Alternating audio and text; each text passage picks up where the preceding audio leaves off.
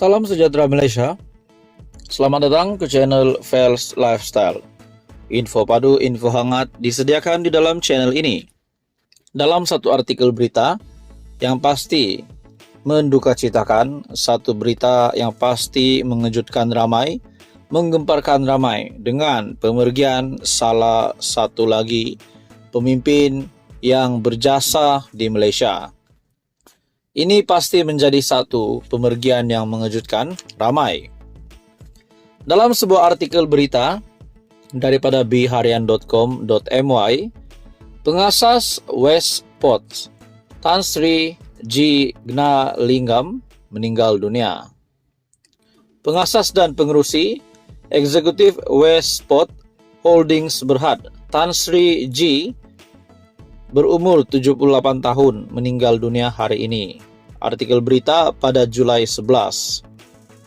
Mendiang mengasaskan syarikat pengendali pelabuhan itu bersama Ahmayuddin Ahmad selepas mendapat konsesi pada 1994. Westport memperoleh konsesi selama 60 tahun untuk mengendali dan memperbesarkan terminal kontena di Pulau Indah dan Pelabuhan Klang yang akan berakhir pada tahun 2054. Ia adalah salah satu daripada 3 pelabuhan utama di Selat Melaka yang mengendalikan gerbang kargo kontena penghantaran. Menurut senarai Forbes, Gnanalingam ialah individu ke-13 paling kaya di Malaysia dengan nilai bersih AS 1.4 bilion bersamaan dengan ringgit Malaysia 6.5 bilion pada tahun 2023. Anak lelakinya, Datuk Ruben Emir Gnanalingam Abdullah, kini ialah pengarah urusan Westport, manakala anak perempuannya, Shahlin, ialah pengarah bukan bebas, bukan eksekutif. Westport telah berkembang menjadi salah satu syarikat terbesar di Bursa Malaysia hari ini dengan permodalan pasaran mencuca RM12 bilion. Gnanalingam memulakan kerjayanya bersama British American Tobacco BAT pada 1968 sebagai wakil jualan dan kemudiannya dinaikkan pangkat sebagai pengarah pemasaran kumpulan pada 1980. Turut dikenali sebagai peminat sukan dan pernah menjadi atlet. Gnanalingam juga dikenali sebagai seorang pakar pemasaran.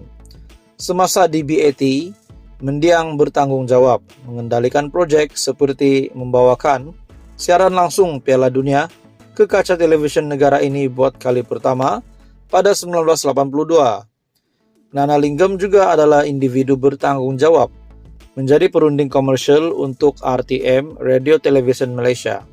Apabila berjaya meningkatkan pendapatan stesen penyiar itu daripada RM55 juta pada 1988 kepada RM350 juta pada 1996.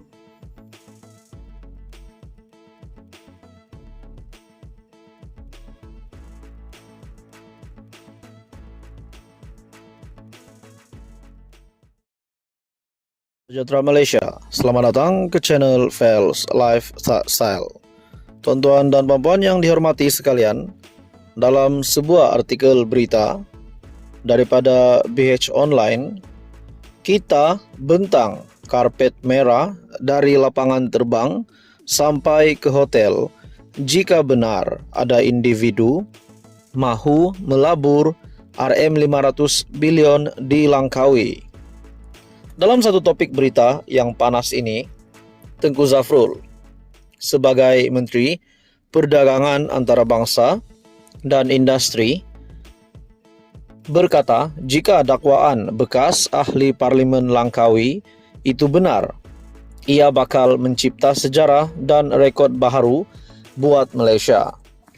Bekas Perdana Menteri Tun Dr. Mahathir Mohamad perlu mendedahkan butiran pelabur yang didakwanya mahu melabur sehingga RM500 bilion di Langkawi.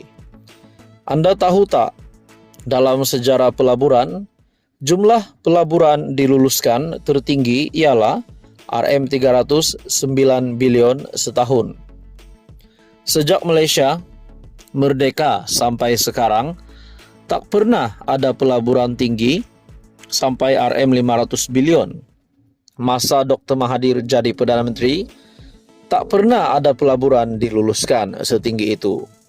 Kena ingat juga, RM309 bilion ini adalah jumlah keseluruhan pelaburan yang dihimpunkan dari pelbagai sumber, bukan dari satu pelabur saja, dan pelaburan ini adalah untuk seluruh Malaysia dan bukan hanya di satu lokasi. Jika betul ada satu pelabur sanggup labur sampai RM500 bilion di Langkawi saja, ini bakal jadi rekod baru di Malaysia. Katanya dalam satu penjelasan menerusi video di Facebook beliau.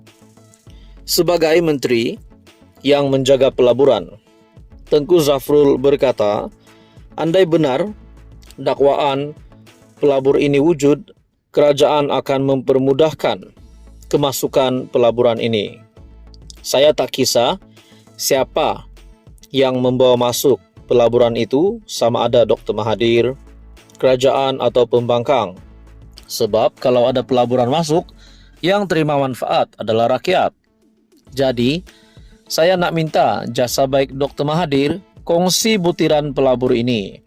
Sedangkan pelabur nak melabur juta-juta pun kita sambut dengan tangan terbuka. Ini kan pula nak labur RM500 bilion. Memang kita bentang kapet merah dari lapangan terbang sampai ke hotel, katanya.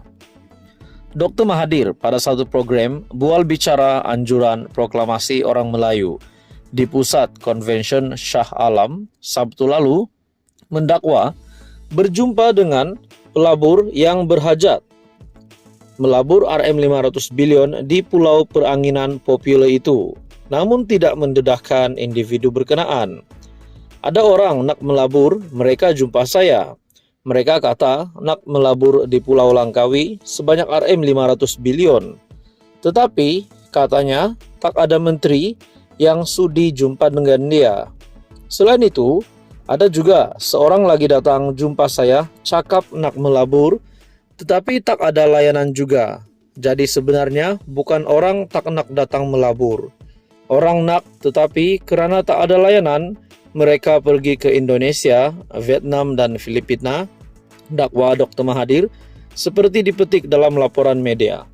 Tuan-tuan dan puan-puan, persoalannya apakah yang dinyatakan Dr. Mahathir ini adalah satu perkara yang benar atau hanya rekaan semata-mata untuk mengubah pandangan rakyat ataupun netizen kepada kerajaan, kepada barisan kepimpinan menteri-menteri di dalam kabinet kerajaan perpaduan. Namun, itu semua menjadi persoalan. Pada akhirnya, Tengku Zafrul sebagai Menteri Perdagangan Antarabangsa dan Industri membidas kenyataan Tun Mahathir, memberikan pandangan terhadap kenyataan Tun Mahathir di mana beliau perlu mendedahkan butiran pelabur yang didakwanya mahu melabur sehingga RM500 bilion di Langkawi. Tuan-tuan dan puan-puan, teruskan bersama di dalam channel ini untuk info yang seterusnya. Mohon bantu channel ini dengan menekan butang like, share, dan subscribe.